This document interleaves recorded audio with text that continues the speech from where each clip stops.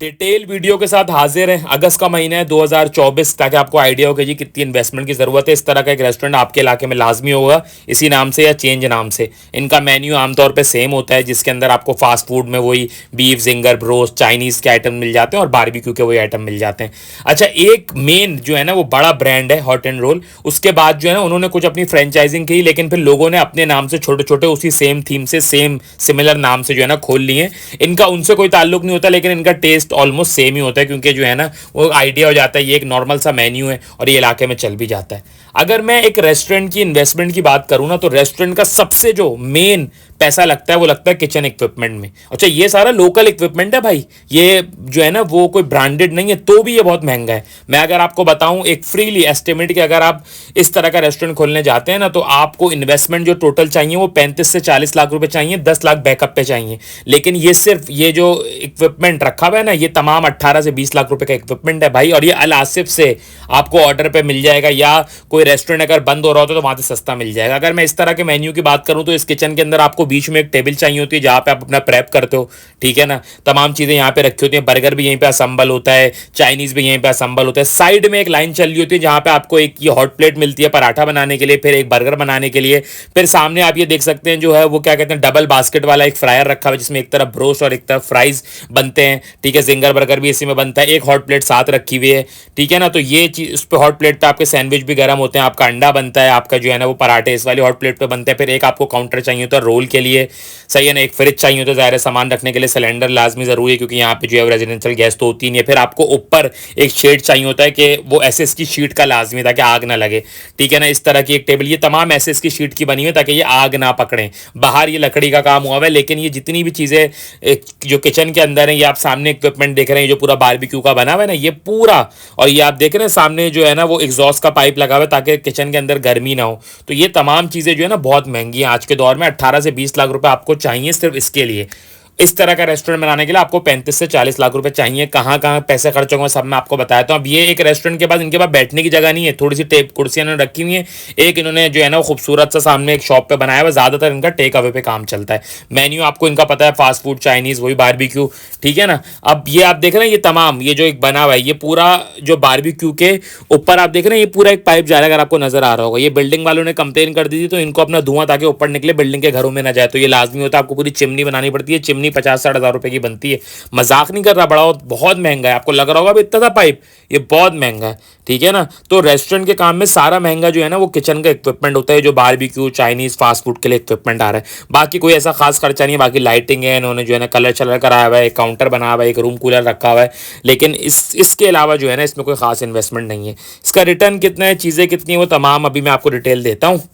अच्छा, अगर इस रेस्टोरेंट की लोकेशन की मैं बात करूं, तो ये बिल्कुल मेन रोड के ऊपर वाक़ई है, ठीक है। मैं अभी इस वक्त गाड़ी में आके बैठ गया हूँ, इसलिए ताकि आपको आवाज़ क्लियर आए।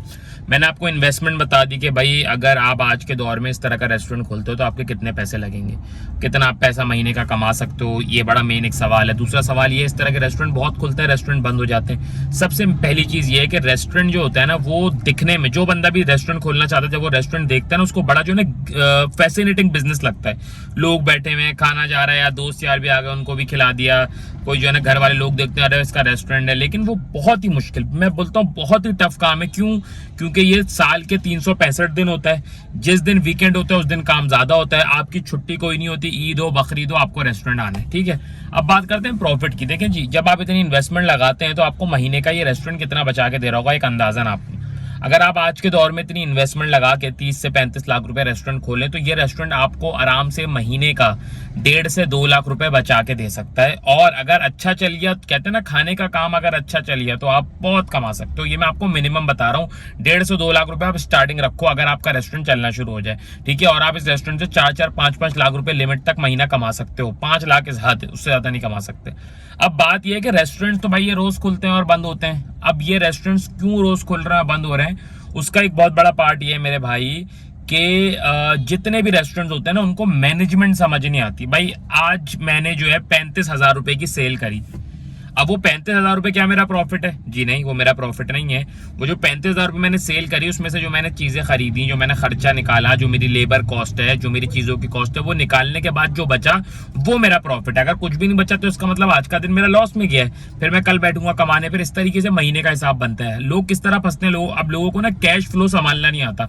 50,000 रुपये की सेल हो गई, 50,000 जेब में रख के घर चले गए, सही है ना। अगले दिन सामान मंगवा लिया, उसका 20-25 हज़ार रुपए का, 20-25 हज़ार बच्चे वो रख लिए, सोचे बगैर कि भाई बिल भी तो देने हैं, बिजली का बिल भी देना है, जो आपके वेंडर्स हैं उनके बिल भी क्लियर करने हैं।